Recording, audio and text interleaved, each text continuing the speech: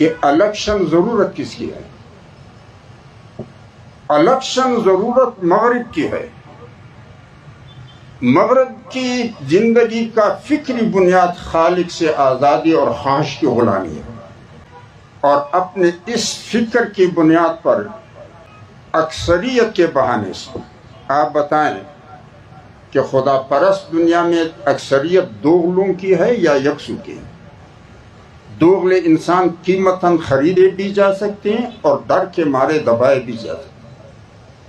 تو دوغلے انسانوں کی اکثریت پارلیمنٹ میں حاصل کرنا کوئی مشکل مسئلہ ہے؟ لہذا جمہوریت کے نعرے سے، اکثریت کے بہانے سے قانون کے لبادے میں خدا پرست دنیا پر مسلط کرنا چاہیے. دوسرے درجے میں انتخابات ضرورت ہے ہماری اسٹیبلشمنٹ کا. ہمارا اسٹیبلشمنٹ مغربی مقاصد کا وکیل ہے جو آگے بڑھاتا ہے اور مفادات کا محافظ ہے.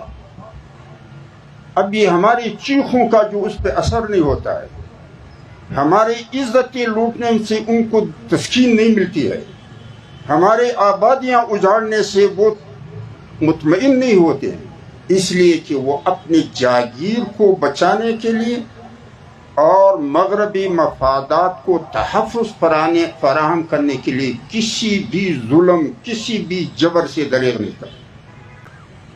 تو اس لیے میں تمام سیاسی جماعتوں کی خدمت میں گزارش کروں گا کہ ذرا سنجیدگی سے سوچ لیں کہ انتخابات مغرب اور اسٹیبلشمنٹ کی ضرورت ہے یا ہماری ضرورت ہے. تیسری تجویز میری پر یہ ہوگی کہ ہم اجتماعی طور پر